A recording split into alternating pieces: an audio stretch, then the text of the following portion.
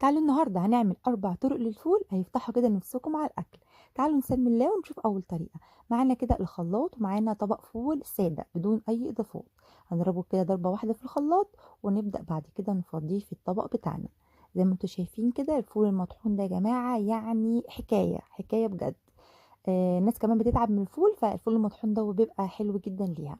وهنرش بقى عليه رشة من الملح ورشة من الكمون، ويعني حبشوه بقى كده، حبشوه تحبيشة حلوة كده بالتوابل، ونرش عليه كده رشة من الزيت، ونبدأ بقى نكون عاملين سلطة خارجية يعني طماطم، بصل وخيار ورشة كده من الجزر يعني كنت بشراها، ويبقى كده هو السلطة بتاعة الفول. ده بقى بتاع الساندوتشات بتاع المحلات يا جماعة. بيبقى طعمه حكاية. عاوزين تعملوا السلطة لوحديها والفول لوحده زي ما انتوا عاوزين، بس في الاخر هو طبق فول يعني حكاية. تعالوا بقى بينا نشوف ايه الطريقة التانية، ويا ترى هنعمل الطريقة التانية ازاي. تعالوا بقى كده نشوف هنعمل ايه.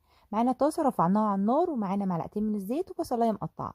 هنقلبها تقليب لما تدبل، ومعانا طماطم وفلفل حار او عادي. نبدأ نقلبها تقليبة كده، وما بنسيبهاش تتسبك، لا هنقلبها تقليبة كده واحدة. وزي ما هي كده بنبدأ نضيف لها بقى الفول بتاعنا.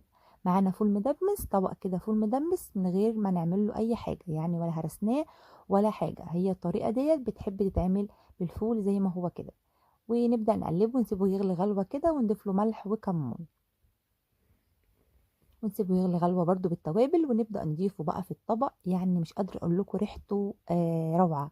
ريحة الفول بالطماطم يا جماعة بالبصلاية دوت بيبقى طعمه حكاية. ينفع كمان بقى فطار، وكمان ينفع كمان غدا، وينفع عشاء، وكل حاجة طبق الفول بالطماطم دوت. معانا عود بقدونس قطعناه كده عليه. وكمان هعمل لكم قريب ان شاء الله الفول اللي هو بالكباب، هو زي ما هو بس نضيف عليه اضافة بسيطة كده. يلا بينا نشوف الطريقة التالتة. معانا طاسة رفعناها على النار ومعانا الفول بتاعنا المدمس، طبق سادة برضو بدون أي إضافات. هرسنا كده هرسة بالشوكة ونضيف عليه رشة من الملح ورشة من الكمون.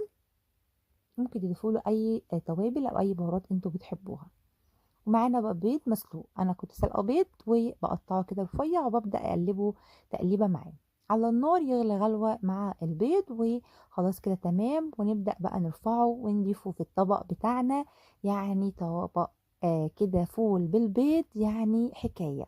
طعمه حلو جدا جدا، وبرده ينفع في السندوتشات، وبرده بدوت بتاع المطاعم يا جماعة.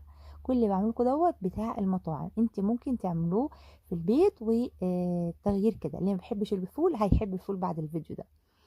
معايا بقى فول انا كنت مدمساه. عاوزه اقول لكم ان الطبق الكبير دوت انا كنت عاملاه مدمساه على القناه بتاعتي، وحبيت كده ان انا اوريكم. اللي حابب يشوف الفيديو بالكامل يخش كده على القناه ويشوف الفيديو بتاع الفول المدمس. وده بقى فول عادي خالص، رشين عليه رشه من الملح والكمون والزيت والطحينه ورشه من الليمون. يعني مفيش احلى من كده. ما تنسونيش بقى لايك واشتراك في القناه، واسيبكم في حفظ الله، والسلام عليكم.